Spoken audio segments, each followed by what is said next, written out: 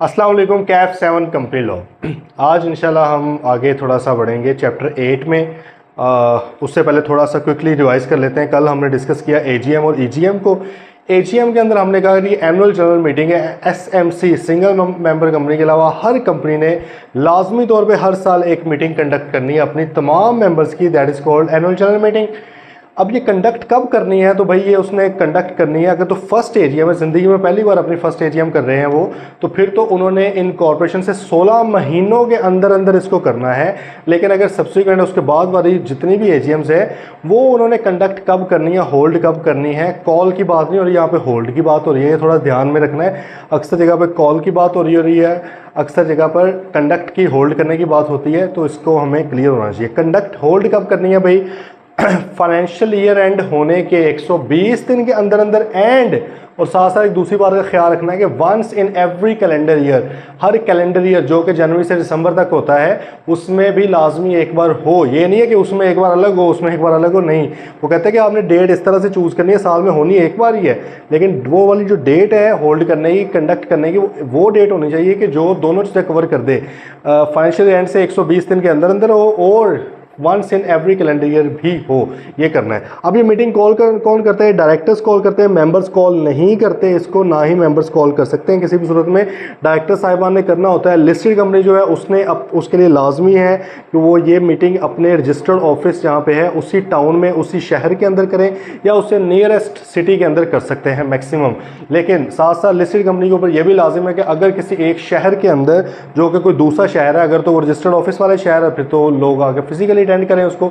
लेकिन अगर कोई और सिटी है अदर देन रजिस्टर्ड ऑफिस और उसमें कम से कम 10% किसी के पास टोटल पेड अप कैपिटल का है, तो वो लोग रिक्वेस्ट कर सकते हैं कंपनी को, और कंपनी ने कम से कम 7 दिन पहले मीटिंग से उनको फैसिलिटी वीडियो लिंक की प्रोवाइड करनी है। तो यहाँ से ये जाहिर होता है कि वीडियो लिंक का प्रॉपर एक मॉडल होगा, प्रॉपर तरीकाकार होगा जिसको फॉलो किया जाएगा।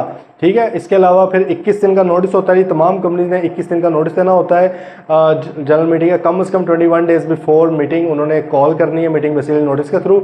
और अगर यही लिस्टेड कंपनी हो तो लिस्टेड कंपनी ने नोटिस की एक कॉपी कमीशन को भेजनी है और एक कॉपी डेली उर्दू पेपर जो कि डेली छपता है किसी एक दिन छपवा देना है, और डेली इंग्लिश पेपर में भी कम से कम एक जिसकी नेशन वाइड सर्कुलेशन हो, जो पूरे मुल्क में सर्कुलेट होता हो जाता हो। ठीक है, ये आप लोगों ने करवाना है। फिर अगर हम आ जाए ईजीएम के ऊपर एक्स्ट्रा ऑर्डिनरी जनरल मीटिंग, तो उसमें हम ये कहते हैं कि ये डायरेक्टर्स कॉल करते हैं इसको भी। लेकिन अगर डायरेक्टर्स नहीं भी कर रहे कॉल तो मेंबर्स की रिक्वेस्ट पर भी ये कॉल की जा सकती है, मेंबर्स की रिक्वेजिशन पर भी कॉल की जा सकती है। मेंबर्स कौन से रिक्वेजिशन कर सकते हैं? ऐसे मेंबर्स अगर तो कंपनी का शेयर कैपिटल है तो उनके पास 1/10 ऑफ वोटिंग पावर हो, वो कर सकते हैं कॉल। और अगर कंपनी का शेयर कैपिटल नहीं है तो 1/10 of total members, total number of member जितनी तादाद है उनके कम से कम 10वां हिस्सा वो रिक्वेस्ट कर सकते हैं। अब ये जो 1/10 ऑफ किस डेट पे होना चाहिए? रिक्वेजिशन की डेट पर, जिस दिन पे दरख्वास्त दी जा रही है उस डेट पे दरख्वास्त देनी है, उन्होंने रिक्वेजिशन करनी है, साइन करके डायरेक्टर को जमा करवानी है। डायरेक्टर्स के ऊपर लाजिम है कि वो 21 दिन के अंदर अंदर कॉल करें मीटिंग। अगर वो मीटिंग को कॉल नहीं करते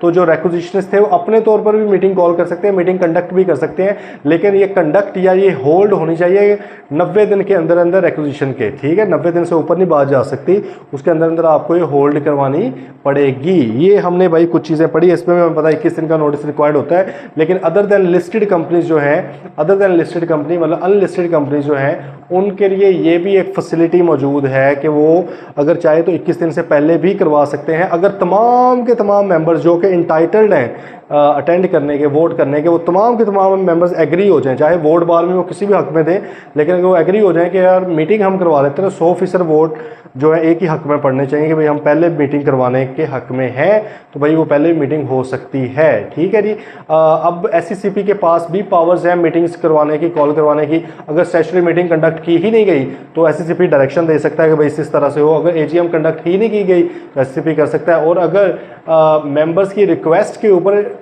ईओजीएम नहीं की गई, देखो वैसे तो एससीसीपी ज़बरदस्ती नहीं ना कह सकता ईओजीएम करवाओ, एजीएम की सूरत में कह सकता था कि भाई साल में एक बार होनी चाहिए थी, आपने नहीं करवाई, चलो करवाएं, या ठीक नहीं करवाई, इस तरह करवाएं। स्टैट्यूटरी मीटिंग लाजमी थी पब्लिक लिमिटेड कंपनी के लिए, उधर तो कह सकता है।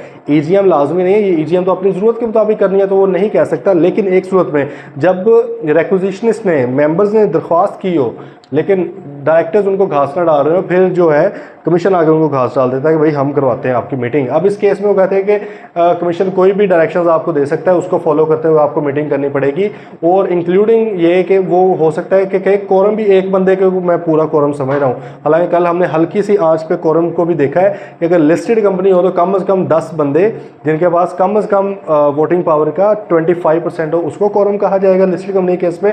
और अदर देन लिस्टेड कंपनी जिनका शेयर कैपिटल हो, उनके केस में मिनिमम 2 बंदे, ठीक है, जिनके पास टोटल वोटिंग पावर का 25% हो, चाहे अपने चाहे प्रॉक्सी दूसरे लोगों का मिला के वो करेंगे। और अगर शेयर कैपिटल नहीं है, सिर्फ गारंटी लिमिटेड कंपनी है, तो फिर उनका आर्टिकल्स में जो भी लिखा हुआ है वो यहाँ पे कह रहे हैं कि भाई कमीशन जो है इस कंडीशन को ख़त्म भी कर सकता है। वो कह सकता है एक बंदा भी पूरा होगा, और इस तरह से बुलाई गई मीटिंग की भी उतनी ही अहमियत होगी जितनी कि डायरेक्टर्स ने या कंपनी ने खुद मीटिंग बुलानी थी। कमीशन जाएगा तो जिसको मर्जी वो कह सकता है इसका खर्चा वो उठाए, और पेनल्टी भी लगा सकते हैं लेवल 3 की। भाई ये हमने सारा कुछ देखा है। आज थोड़ा आगे बढ़ते हैं, सर्विस ऑफ डॉक्यूमेंट्स एंड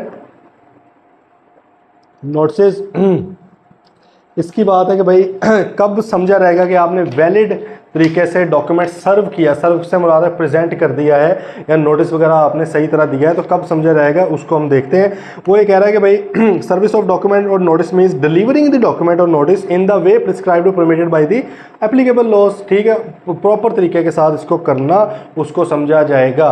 हल्की सी आंच में कैफ 4 का आपको इसमें हवाला दे दूँ, थोड़ा सा ना याद है तो खैर है, कोई बात नहीं। वहाँ पे हमने एक पढ़ा था कि कब समझा रहेगा कि आपने पार्टनर्स को, तमाम पूरी फर्म को नोटिस दिया है। हम कहते रहे कि जब आपने एक्टिव पार्टनर को नोटिस दिया हो, और ऐसे पार्टनर को जो फ्रॉड में इन्वॉल्व ना हो उसको नोटिस दिया गया हो, तो फिर समझा रहेगा कि आपने तमाम पार्टनर्स को नोटिस दे दिया, क्योंकि पार्टनर एजेंट होता है पूरे फर्म का, ठीक है। एक एजेंट के कान में बात आ गई, इसका मतलब बाकी के तमाम प्रिंसिपल्स के कान में बात आ गई। ये हमने वहाँ पर की थी ना, भी ये बात रेलिवेंट याद है तो कोई बात नहीं, सिर्फ आपको फेमिलियर करवाना था कि ज़िंदगी में पहली बार आप इस तरह की चीज़ नहीं पढ़ रहे, पहले भी हमने हल्का सा कॉन्सेप्ट देखा हुआ है कि सर्विस डॉक्यूमेंट या नोटिस किस तरह किया जाता है। तो भाई इधर किस तरह किया जाता है, इस नोटिस को वैलिड समझा जाएगा। वो ये कहता है कि डॉक्यूमेंट और इन्फॉर्मेशन में be served on the company और any of its officer, company को भी दे सकते हैं या इसके ऑफिसर को। ऑफिसर से मुराद अब हमें बार बार पढ़ने की जरूरत नहीं है, क्या है आप लोगों को अंडरस्टूड ये बात होनी चाहिए कि भाई आपका डायरेक्टर्स तमाम ऑफिसर है, आपके सीईओ ऑफिसर है, आपका चेयरमैन ऑफिसर है, सेक्रेटरी ऑफिसर है, रजिस्ट्रार ऑफिसर है, सीएफओ ऑफिसर है। ये लाजमी हमने जो पढ़े हुए हैं, लिस्टेड कंपनी के लिए चेयरमैन, सेक्रेटरी, सीएफओ लाजमी होते हैं। अदर देन लिस्टेड के लिए आपके अदर देन लिस्टेड रख सकते हैं इनको, लेकिन उनके लिए मैंडेटरी नहीं है। उनके लिए फिर ऑफिसर से मुराद क्या होते हैं, डायरेक्टर, सीईओ वगैरह, ठीक है। तो भाई कह रहा है कि कंपनी को या कंपनी के ऑफिसर को अगर आपने कोई नोटिस देना है at the registered office, registered office में देना है, against an acknowledgement, against an acknowledgement, acknowledgement से मुराद है रिसीविंग ले लेना, इसको लिख लो उर्दू में, रिसीविंग ले लेना। जैसे हम किसी भी इदारे में जाते हैं कोई चीज़ जमा करवाने गवर्नमेंट के स्पेशली, तो हम उनसे लाजमी रिसीविंग लेके आते हैं, बाद में मुकर जाए भाई हमें तो दिया ही डॉक्यूमेंट, हम क्या कहते हैं भाई जान ये दो।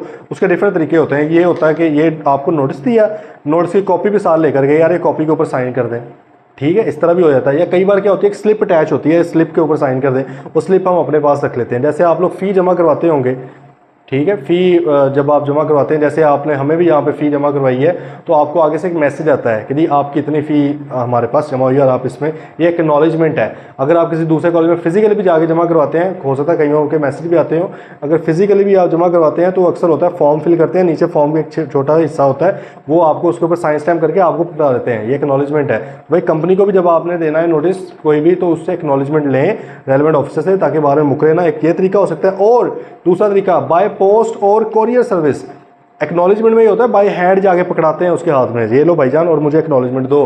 दूसरा क्या, बाय पोस्ट, पोस्ट वगैरह आप करवा देते हो, ठीक है, उसके नाम पे। अब उस सूरत में एक्नॉलेजमेंट नहीं ना मिल सकती, क्योंकि जाहिर है एक्नॉलेजमेंट तब मिलती है जब आप बाय हैंड साथ साथ कर रहे हैं चीज़ें, भाई ये पकड़ो और मुझे एक्नॉलेजमेंट दो। बाय पोस्ट का मतलब सिर्फ पहुंच गई उसके पास चीज़, ठीक है, उसके पास आपकी उसका एविडेंस आपके पास वो जाहिर होगा, स्लिप होगी तो आपने कोरियर करवाया। और उसमें भी अक्सर वैसे ही होता है कि टीसीएस वगैरह वाले भी आपको एक्नॉलेजमेंट वो आ जाती है, जैसे ही उसके पास पहुंचता है मैसेज आता है रिसीव्ड बाय फलां, ठीक है। खैर वो ना भी आए तो जैसे आपने कोरियर अगर करवा दिया वैलिड तरीके से, उसका मतलब आपने नोटिस भेज दिया है। और थ्रू इलेक्ट्रॉनिक मीन्स मतलब है कि ईमेल वगैरह के थ्रू भी आप भेज सकते हैं, और in any other manner as में भी स्पेसिफाइड है। इसके अलावा कोई भी तरीका जो कि या तो जो कानून ने स्पेसिफाई किया हो, या हो सकता है कि कंपनी रेलिवेंट कह ले यार हमें व्हाट्सएप के थ्रू आप बता दिया करें, हमारे लिए वो भी वैलिड है। बात आएगी समझ? तो 4 तरीकों से भैया आप कर सकते हैं।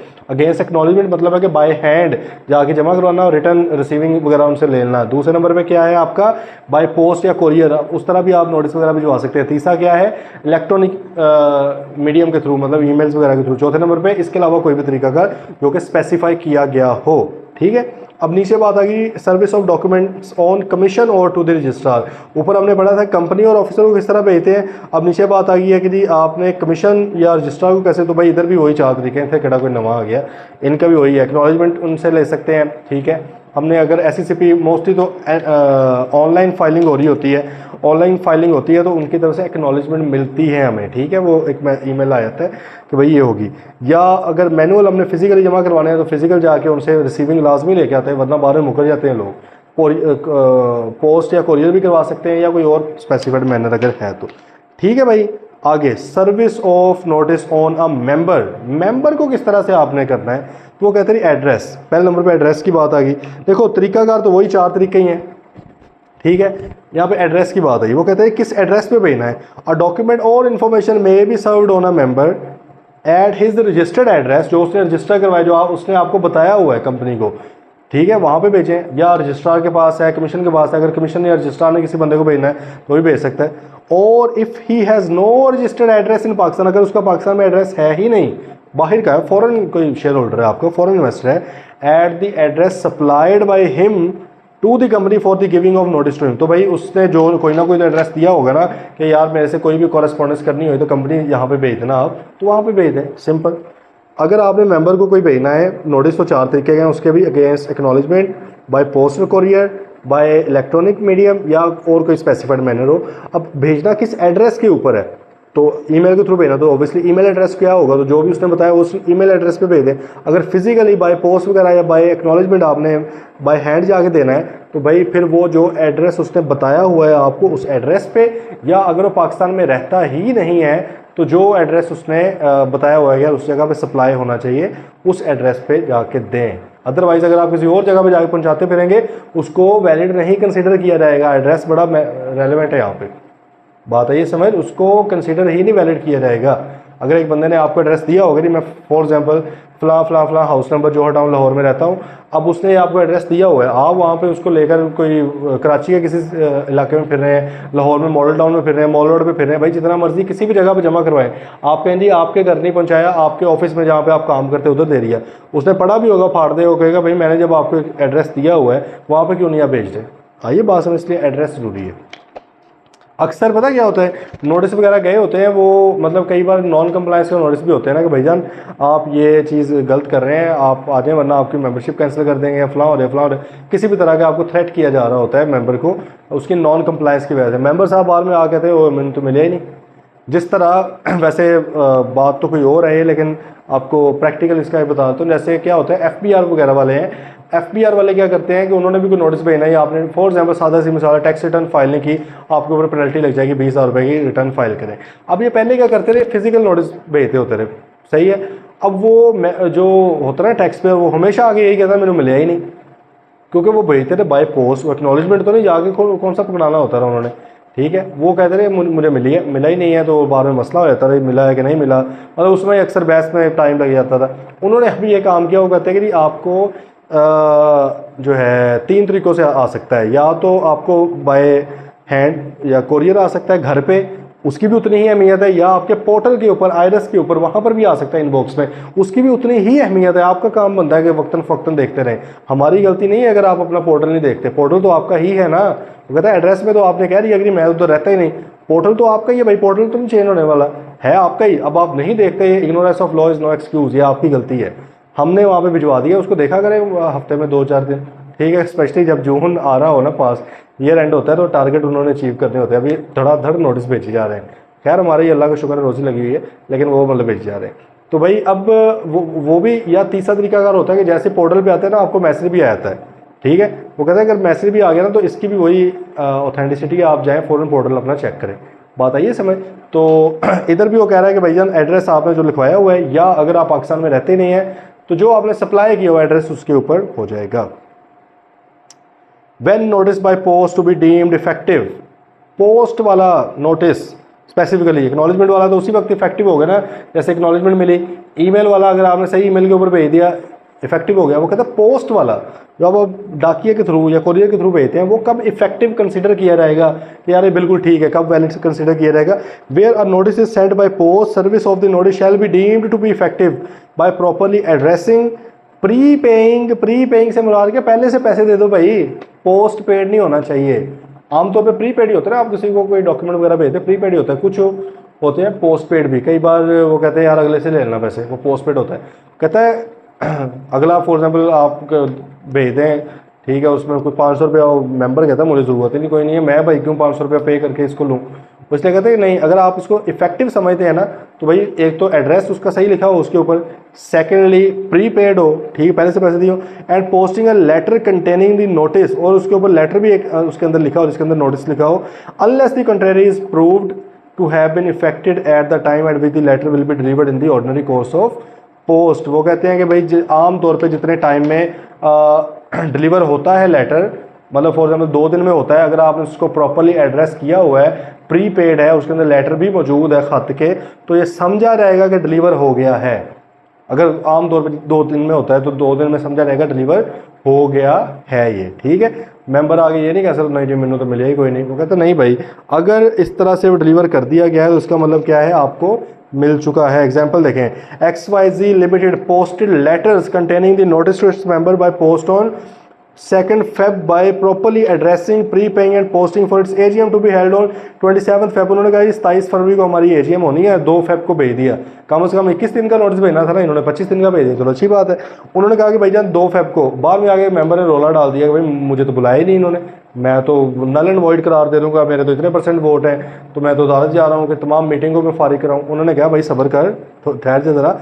One of the letter address to Zahir was delayed by 15 days due to error by relevant postal staff. कहते पोस्टल स्टाफ की गलती थी, कोरियर वालों की, TCS वालों की, डाकखाने वालों की गलती थी, हमारी नहीं थी। हमने भाई प्रॉपरली एड्रेस किया, आपका नाम ऊपर लिखा हुआ है, वाज़ी तौर पे देख लें, कॉन्स्पिक्यूअस पोजीशन में, ठीक है, कॉन्स्पिक्यूअस वे में लिखा हुआ है, आपका जो है प्री पेड था, ये प्रॉपरली हमने इसके अंदर लेटर डाला था। गलती किंदी है स्टाफ की, हमारी गलती नहीं है, पोस्टल स्टाफ की गलती है। तो the letters are usually delivered within 2 days, वो कहते हैं आमतौर पे 2 दिन में होते हैं, but Zahid received it on 19 Feb। Zahid साहब जो है वो स्लो है, वो 19 Feb को उनके पास पहुंचा है। Zahid has question the validity of AGM on account of delay. उसने कहा कि भाईजान डिले क्यों हुआ है,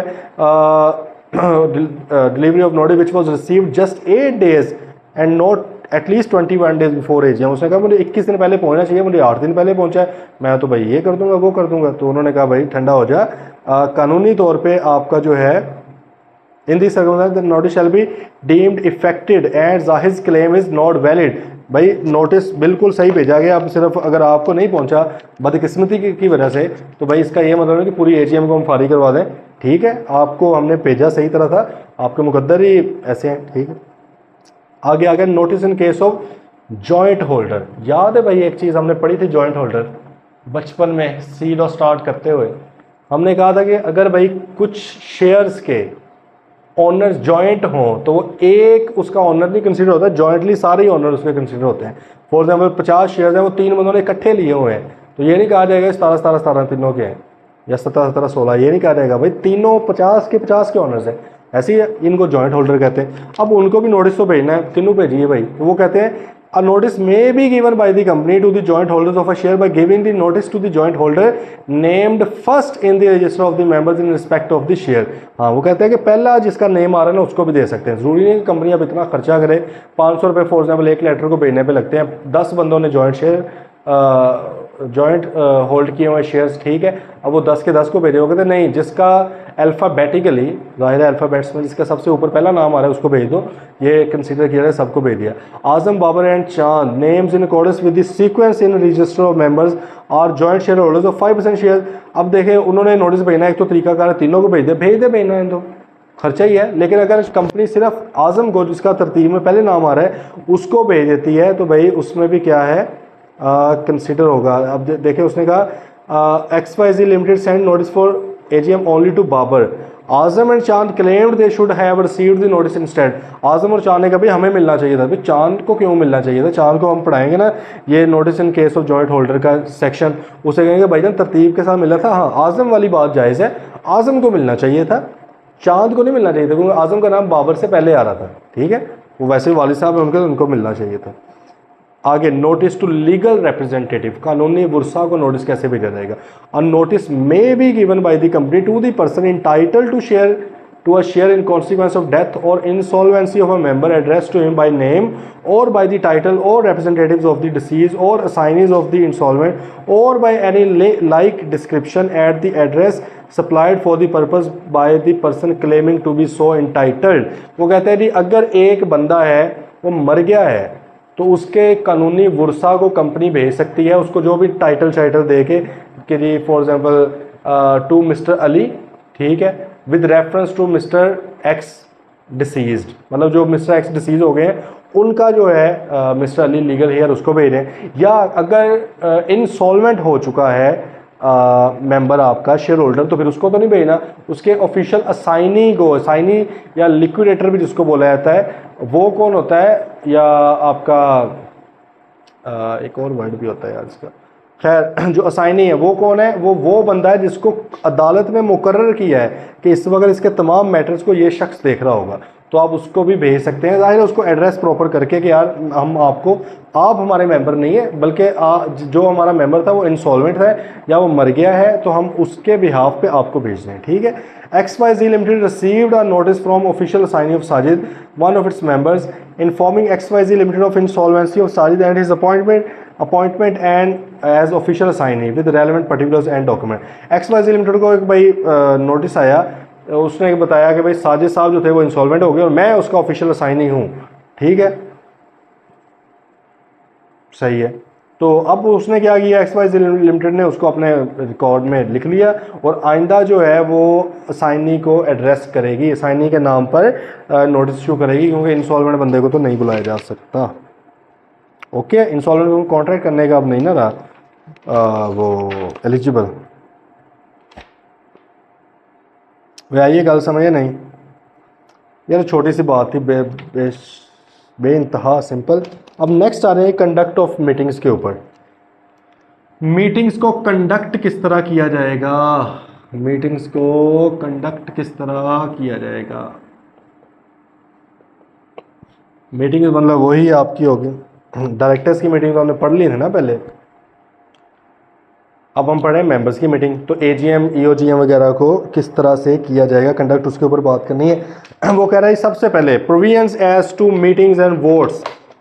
ठीक है, वो कहते हैं नीचे वाली प्रोविजन मेंबर्स की मीटिंग के ऊपर लगेगी, मतलब कि जनरल मीटिंग के ऊपर भी और क्लास मीटिंग के ऊपर भी। पहले नंबर पे notice of a meeting is a formal document sent to each member at his registered address or other communication address provided in Pakistan. The notice may be served to members again। ये वही पिछली बातें आई कि उनको ये वो करके इस तरह भेजा जा सकता है।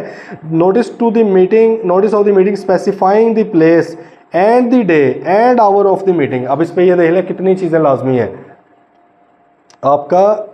जो है नोटिस जो आपने भेजना है उसके ऊपर प्लेस भी आ रही हो, किस जगह पे होगा मीटिंग होगी, उसके ऊपर डेट भी आ रही हो, किस डेट पे होगी, कितने बजे होगी, टाइम भी आ रहा है, प्लेस डेट टाइम, ये चीज़ तीनों चीज़ें आ रही हो।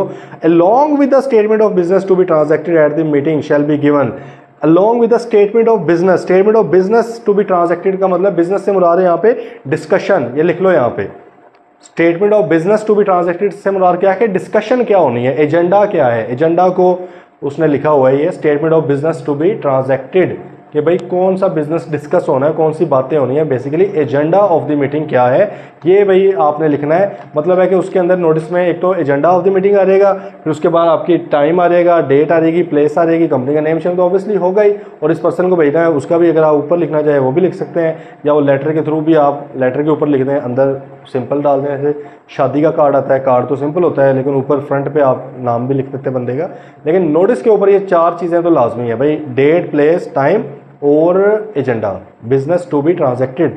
ठीक, अब भेजना किस किस को है, जो हम पीछे बात कर रहे होते हैं ना कि भाई इंटाइटल जो है लोग अटेंड करने का, और हम वहाँ पे जनरल बात करते थे, मेंबर्स ने तो करनी है, डायरेक्टर्स ने भी करनी है, ऑडिटर ने भी करनी है। अब वो लिख के बता रहा है कि भाईजान इन 4 तरह के इंसानों को आपने लाजमी भेजना है। मीटिंग का नोटिस किस किस को जाएगा? 4 तरह के लोगों को जाएगा। ये बात पेपर में आ जानी है। 4 तरह के लोगों को कौन कौन से? पहले नंबर पे, टू एवरी मेंबर और class of the members of the company as the case में भी, भाई हर बंदे को जाएगा। अगर क्लास की मीटिंग है तो सिर्फ उस क्लास के मेंबर्स को जाएगा, ठीक है। दूसरे नंबर पे, टू एवरी डायरेक्टर, हर डायरेक्टर को, ठीक है, चाहे क्लास मीटिंग हो फिर भी डायरेक्टर को जाएंगे, हर डायरेक्टर आएगा। अगर जनरल मीटिंग है दूसरी, ठीक है, सारे जलसायाम हो रहा है तो फिर भी हर डायरेक्टर आएगा, उसके अंदर उसको जाएगा notice. Then to any person who is entitled to share in consequence of the death or bankruptcy of a member if the company has been notified of his entitlement, अगर कंपनी को बता दिया जाएगा यार फलां बंदा इंसॉल्वेंट हो गया, अब वो नहीं देखेगा, अब ये फलां ऑफिशियल साइन नहीं देखेगा, या वो बंदा मर चुका है या बैंकरप्ट हो चुका है, डेथ हो गई है, अब उसके जगह पर ये ऑफिशियल लीगल हियर है, कानूनी वारिस है जो तमाम सब कुछ देखेगा, तो फिर भाई उसको आप बुलाएंगे। देखो पहले केस में उसने कहा मेंबर को बुलाएंगे, लेकिन अगर मेंबर साहब मर जाए या इंसॉल्वेंट हो रहे हैं तो उसके लिए थर्ड पॉइंट आ गया कि उसके कानूनी वारिस को या ऑफिशियल असाइनी को। और चौथे नंबर पे ऑडिटर साहब, ठीक है, हमें भी बुलाया जाता है, तो हम भी भाई जाते हैं मीटिंग्स के अंदर, होती वो ऑनलाइन ही है कागज़ों के अंदर, लेकिन चले जाते हैं। लिस्टेड कंपनी जो है उनकी प्रॉपर हो जाती है, उसमें भी कुछ कंपनीज हैं जो बड़े लेवल पे मीटिंग्स इनकी होती हैं, जिनके ज़्यादा शेयर होल्डर्स वगैरह हैं, वो फिर प्रॉपर बुला के और कंडक्ट करते हैं, सारा सिस्टम होता है। The notice shall be send in the manner in which notice are required to be. वो कहते हैं जो अभी हमने पढ़ तो लिया है कि मेंबर वगैरह को आपने किस तरह नोटिस भेजने हैं, तो उसी तरह भेजने हैं, वही 4 तरीकाकार है, उनको फॉलो करते हुए आपने भेजना है। बट द एक्सीडेंटल ओमिशन, लेकिन अगर गलती से अगर आप किसी को नोटिस ना दे पाएँ और the non receipt of notice, या अगर दिया तो था अगले को मिला नहीं है, by any member shall not invalidate the proceedings at any meeting. वो कहते हैं इसका ये मतलब नहीं कि पूरी की पूरी मीटिंग को उठा के फारिग कर दो। जैसे अभी हमने पीछे एग्जाम्पल पढ़ी, जाहिद साहब को क्या किया, नोटिस गया है, जाहिद साहब कहते हैं मुझे नोटिस ही नहीं मिला, अब गलती हमारी नहीं थी, हमने प्रॉपरली भेजा था, नहीं उसको मिला, ठीक है, या लेट्स से हम भूल के देना ही, बुलाया नहीं हमने, ठीक है, तो इस केस में वो कहते हैं पूरी की पूरी मीटिंग इनवैलिड नहीं हो जाएगी। हाँ, ये देखा जाएगा कि उन्होंने इंटेंशनली भेजा या अनइंटेंशनली भेजा है, उस बेस पर फिर कंपनी या ऑफिसर को फाइन शाइन भी लग सकते हैं। Facility of video link, listed company के लिए हमने ऑलरेडी पढ़ लिया हुआ है कि अगर किसी मेंबर या डिफरेंट मेंबर्स के पास टोटल पेड अप कैपिटल का 10% या उससे ज़्यादा है और वो रजिस्टर्ड ऑफिस के अलावा किसी और टाउन में, सिटी में रहते हैं, तो वो कंपनी से रिक्वेस्ट कर सकते हैं कि भाईजान हमें वीडियो लिंक की फैसिलिटी दी जाए, जो कि कंपनी उनको देगी मीटिंग से कम 7 दिन पहले बता देगी कि भाई जाहिर है वीडियो लिंक तो चलेगा तो उसी दिन ही, मीटिंग वाले दिन, लेकिन उनको फैसिलिटी पहले से तैयार कर दे देंगे। फिर उन्होंने कहा मेंबर्स ऑफ अ कंपनी में participate in the meeting, personally भी पार्टिसिपेट कर सकते हैं, थ्रू वीडियो लिंक भी कर सकते हैं और बाय प्रॉक्सी भी कर सकते हैं। 3 तरीकाकार हैं मीटिंग अटेंड करने के। Ordinary business and special business, ये आप समझ लें, ये जो ऊपर बात हुई थी ना, नोटिस के अंदर लिखना है बिजनेस टू बी ट्रांजैक्टेड, मतलब एजेंडा क्या है, एजेंडा वो कहते हैं ऑर्डिनरी भी हो सकता है, स्पेशल भी हो सकता है। 4 चीज़ें हैं ऑर्डिनरी बिजनेस कंसिडर होती हैं, इनके अलावा कुछ भी है उसको स्पेशल बिजनेस कहा जाता है, स्पेशल रेजोल्यूशन उसके ऊपर होती है, मतलब है कि इसके अलावा कुछ भी होगा वो स्पेशल होगा। 4 चीज़ें भाई आपकी ऑर्डिनरी बिजनेस के अंदर आती हैं, वो कौन कौन सी हैं भाई, यहाँ पे देख लें कि आपका जो बिजनेस है, बिजनेस में इसको लिख रहा हूँ, या एजेंडा ऑफ मीटिंग, मीटिंग में एजेंडा क्या है, ठीक है, तो भाई आपका एक हो सकता है ऑर्डिनरी, ठीक है, और एक आपका हो सकता है स्पेशल। ऑर्डिनरी के अंदर सर 4 केसेस हैं आपके, कितने केसेस हैं? 4 केसेस हैं। पहले नंबर पे क्या है? कंसिडरेशन, कंसिडर करना मतलब उसको डिस्कस करना, basically consideration of FS and BOD and auditor report. Auditor की रिपोर्ट को, बीओडी की बोर्ड ऑफ डायरेक्टर्स की भी एक रिपोर्ट होती है, उसको डिस्कस करना, या फाइनेंशियल स्टेटमेंट्स को डिस्कस करना, कंसिडर करना कि इसको अप्रूव करें या ना करें, इसको ऑथराइज करना, ये भाई क्या चीज़ है? ऑर्डिनरी बिजनेस इसको कहलाता है, ये कहा जाता है। फाइनेंशियल स्टेटमेंट्स को कंसिडर करना, उनको डिस्कस करना, बोर्ड ऑफ डायरेक्टर्स की रिपोर्ट्स को, रिव्यू रिपोर्ट्स वगैरह इनकी होती हैं पूरे साल की अपनी कारकर्दगी के ऊपर, उसको डिस्कस करना। ऑल्टर रिपोर्ट, अगर आपके फाइनेंशियल स्टेटमेंट्स ऑडिटेड हैं, ठीक है, उनको डिस्कस करना, ये भाई क्या है आपका ऑर्डिनरी बिजनेस कहलाता है। एक तो ये हो गया। दूसरे नंबर पे क्या है? Declaration of dividend. अच्छा, असल में ना ये 4 चीज़ें ये हैं जो नॉर्मल हैं, जो होनी ही होनी होती हैं तकरीबन, मतलब लाजमी भी नहीं है, डिविडेंड जो है लाजमी तो नहीं है कि हो, लेकिन आमतौर पे ये होती हैं, ये जनरल चीज़ें हैं, कोई अलग कोई बहुत आउट ऑफ द वर्ल्ड चीज़ नहीं है। फाइनेंशियल स्टेटमेंट बनती है, वही होना ही होता है। प्रॉफिट अगर हो तो आमतौर पे डिविडेंड दे दिया जाता है। इसलिए डिक्लेरेशन ऑफ डिविडेंड, डिविडेंड का ऐलान करना, ऐलान कौन करता है? मेंबर्स करते हैं इसका, ठीक है। प्रपोज कौन करता है डिविडेंड को? प्रपोज तजवीज़ कौन देता है? डायरेक्टर्स देते हैं। आगे जाके चैप्टर आएगा डिविडेंड का, उसमें पढ़ेंगे। तजवीज़ देते हैं डायरेक्टर साहिबान के, सर जी इतना रख लिए फाइनल डिविडेंड की। इंटरम की तो अप्रूवल भी वही दे देते हैं डायरेक्टर। अप्रूव कौन करता है और डिक्लेयर कौन करता है? जैसे अप्रूव होता है बेसिकली वो रेजोल्यूशन पास होती है ना, तो जैसे ही वो पता लगता है रेजोल्यूशन का रिजल्ट क्या है, वो सारा डिक्लेयर हो जाता है। फिर वो कहता है जी आपका इलेक्शन ऑफ डायरेक्टर्स, जब डायरेक्टर्स के इलेक्शन हो, 3 साल बाद होते हैं ना इलेक्शन, अनलेस वो रिज़ाइन कर जाए पहले, वो हमें सारी सिचुएशन पता है, पहले रिज़ाइन कर जाए फिर क्या होगा फला फला। तो भाई जब भी इलेक्शन हो डायरेक्टर के, या किसी के पास शेयर्स इतने ज़्यादा आ गए उसे लगता है कि भाई मैं तो डायरेक्टर बन सकता हूँ, वो भी आके कह सकता है मुझे बनाओ, तो वो भी इलेक्शन होंगे। तो इलेक्शन ऑफ डायरेक्टर्स हैं, ये भी ऑर्डिनरी बिजनेस कंसिडर किया जाता है। और इस तरह अपॉइंटमेंट ऑफ ऑल्टर और उनकी रेम्यूनरेशन, उनका मुआवजा, फीस उनकी कितनी होगी। भाई ये 4 चीज़ें क्या हैं आपकी ऑर्डिनरी बिजनेस कहलाती हैं। और स्पेशल में क्या आ जाएगा? एवरी मैटर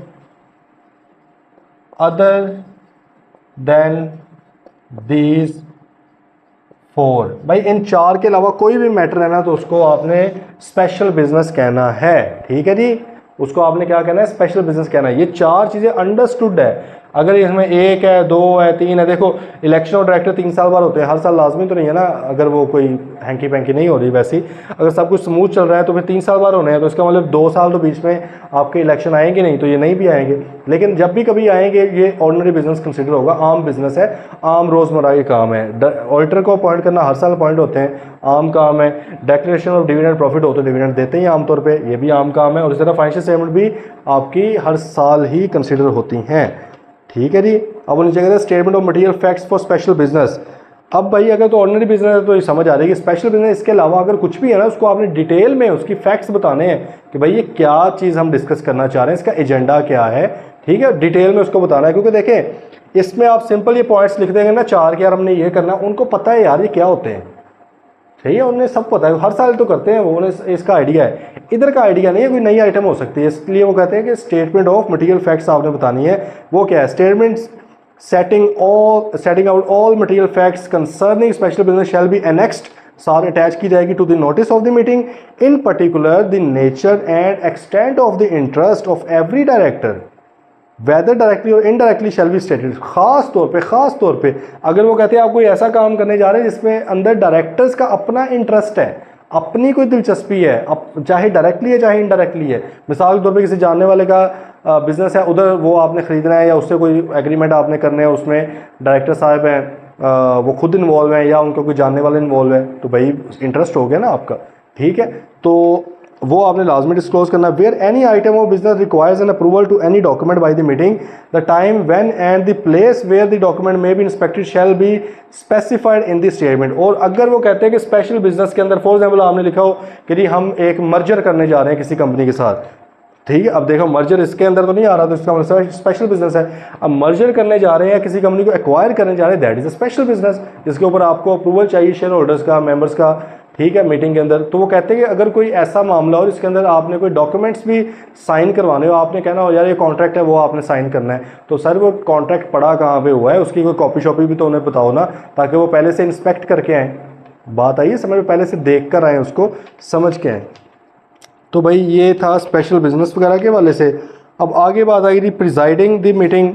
मीटिंग को प्रिजाइड कौन करेगा, कौन बंदा होगा जो मीटिंग का चेयरमैन होगा। तो हमने ये उस दिन भी पढ़ा था कि चेयरमैन ऑफ बोर्ड जो होता है वही आपका हर जनरल मीटिंग, चाहे वो एजीएम हो, चाहे ईजीएम हो, चाहे स्टैट्यूटरी मीटिंग हो, उसको वो चेयर करता है। लेकिन if there is no such chairman, अगर चेयरमैन मौजूद ही नहीं है, मतलब कि अदर दैन लिस्टेड कंपनी है, उसके लिए तो चेयरमैन होना लाजमी नहीं है। अगर वो चेयरमैन ऑफ बोर्ड मौजूद ही नहीं है, और if at any meeting he is not present with in 15 minutes after the time appointed for holding the meeting, या देखो 3 सिनेरियो है। उसने कहा कि भाई या तो चेयरमैन मौजूद ही नहीं है, ये तो होगा जी अदर दैन लिस्टेड के केस में, वो लिस्टेड में चेयरमैन तो होना चाहिए। दूसरी सिचुएशन ये है कि भाई मीटिंग को स्टार्ट हुए 15 मिनट हो गए, अभी तक वो भाई मौजूद ही नहीं हुए, ये लिस्टेड में भी हो सकता है, अदर दैन लिस्टेड में भी हो सकता है। अदर दैन लिस्टेड अगर उनके पास चेयरमैन है तो लाजमी नहीं है लेकिन हो भी सकता है चेयरमैन रखा हो। अच्छा, अब वो कहते हैं कि भाई पहली सिचुएशन क्या थी, चेयरमैन मौजूद ही नहीं है, तो फिर, या दूसरी सिचुएशन चेयरमैन मौजूद तो है लेकिन 15 मिनट हो गए आया नहीं अभी तक मीटिंग के लिए। तीसरी सिचुएशन चेयरमैन साहब विलिंग ही नहीं है, वो दिल ही नहीं कर रहा, कहता मेरी तबीयत ख़राब है, मैटर कुछ ऐसा आ गया, पता लगे उसी को फारिग करने का सोच रहे वो कहता है मैटर कुछ ऐसा आ गया है, मेरा दिल घबरा रहा है, मैं नहीं भाई मीटिंग अटेंड करना चाह रहा, फिर कौन चेयरमैन होगा? फिर वो कहते हैं कोई मसला नहीं, हल निकाल लेते, any one of the directors present may be elected to be chairman. फिर उसी वक्त चेयरमैन का इलेक्शन होगा। अच्छा, चेयरमैन का इलेक्शन होगा for the said meeting only, आगे लिख लें ये जो लाइन है ना, and any one of the directors present may be elected to be chairman of the said meeting only, आगे लाइन लिखो। ये ना समझ लेना कि वो चेयरमैन फारिग कर दिया हमने कि भाई नहीं अब बोर्ड का चेयरमैन ही कुछ और होगा, नहीं नहीं, वो कह रहे हैं कि इस मीटिंग का चेयरमैन ऑफ बोर्ड बन सकता था। बात ज़रा दोबारा तसल्ली से समझें, ये जो जनरल मीटिंग हो रही है, ईजीएम है, स्टैट्यूटरी है या एजीएम है, इसका चेयरमैन किसने प्रिसाइड करना है, हेड किसने करना है? वो बोर्ड का चेयरमैन था, लेकिन बोर्ड का चेयरमैन लेट से है ही नहीं, या 15 मिनट हो गए मीटिंग को स्टार्ट हुए अभी तक बोर्ड का चेयरमैन नहीं आया, या बोर्ड का चेयरमैन आ गया है, वो कहता दिल ही नहीं कर रहा है मेरा, मैंने नहीं करनी, अनविलिंग है वो करने को। फिर क्या होगा? फिर उसी वक्त फ़ौरन जो डायरेक्टर्स मौजूद होंगे उनमें इलेक्शन होगा चेयरमैन का कि भाई कौन सा चेयरमैन इलेक्ट किया जाए, सिंपल मेजॉरिटी के साथ। ठीक है, मतलब है कि अगर हाफ से ज़्यादा डायरेक्टर्स ने एक तरफ कह दिया तो भाई उसको चेयरमैन बना दिया जाएगा, लेकिन चेयरमैन से मुराद क्या है? सिर्फ उस मीटिंग का चेयरमैन, पक्का चेयरमैन ऑफ बोर्ड नहीं बनाया जाएगा। नीचे आ रहे हैं, if none of the director is present. अच्छा, अब अगर कहते डायरेक्टर साहिबान भी नहीं प्रेजेंट, देखो डायरेक्टर्स को बुलाना तो लाजमी था, नोटिस उनको लाजमी किया है, लेकिन वो हो सकता है ढीठ हो गया, उन्होंने नहीं अटेंड की मीटिंग। अब क्या किया जाए? If none of the directors is present, कहते मीटिंग तो भाई फिर भी हमने करवानी है, or is unwilling to act as, या मौजूद है, वो कहते नहीं भाई हमारा भी नहीं दिल करा, पता नहीं बाकी क्यों नहीं कर रहे, मैं क्यों करूँ? उसने कहा भाई मैंने भी नहीं करना, कि कोई भी नहीं कर रहा डायरेक्टर के तौर। फिर the member shall choose one of their member to be the chairman, फिर मेंबर साहिबान अपने में से किसी एक को चूज़ करेंगे कि यार चलो तुम कर लो। आगे बात समझ, वोट्स वाला तो कल पढ़ेंगे, ये दोबारा ज़रा समझ लें। Presiding the chairman, presiding the meeting, क्या मतलब है भाई? मीटिंग को प्रिजाइड हेड कौन करेगा? चेयरमैन ऑफ बोर्ड करेगा। लेकिन अगर चेयरमैन साहब है ही नहीं उस कंपनी के, या चेयरमैन है तो सही लेकिन 15 मिनट हो गए अभी तक आया नहीं है, या चेयरमैन का दिल नहीं करा, अनविलिंग है वो प्रिसाइड करने पे, फिर क्या होगा? फिर जो डायरेक्टर्स मौजूद हैं उनमें से किसी एक डायरेक्टर को इलेक्ट किया जाएगा कि यार आप इस मीटिंग, सिर्फ और सिर्फ इस मीटिंग को चेयर कर लें। ठीक है, लेकिन अब दूसरी सिचुएशन आ गई, अगर कोई डायरेक्टर ही मौजूद नहीं है तो इलेक्शन कितों होना होता? मतलब पहली सिचुएशन क्या आ गई? चेयरमैन वो बोर्ड मौजूद नहीं है, वो अनविलिंग है, या 15 मिनट हो गए हैं वो आ नहीं रहा। दूसरी सिचुएशन क्या? डायरेक्टर के ऊपर गए, डायरेक्टर साहब मौजूद ही नहीं है कोई भी, या मौजूद हैं, चूज़ भी कर लिया एक बंदा, वो कहता है मैंने नहीं करना भाई। अब क्या किया जाए? अब फिर मेंबर्स के ऊपर बात आ रही है, मेंबर्स अपने में से किसी एक बंदे को चेयरमैन के तौर पे, एक मोतबर शख्स को कहेंगे कि भाईजान आप आके मीटिंग चेयर करें। ओके, तो क्या सीखा आज? सीखा पता नहीं कुछ है कि नहीं, लेकिन पढ़ लिया आज हमने, सही है। फिर इंशाल्लाह कल हम चलेंगे वोट्स किस तरह से दिए जाते हैं, नंबर ऑफ वोट्स किसके बाद कितने हैं, वोटिंग के तरीकाकार क्या है, बाय हैंड है, पोल है, वीडियो लिंक है, वो सारा कुछ प्रॉक्सी वगैरह भी हम इंशाल्लाह कल फिर डिस्कस करेंगे। कल मिलते हैं इंशाल्लाह, टिल देन टेक केयर, अल्लाह हाफ़िज़।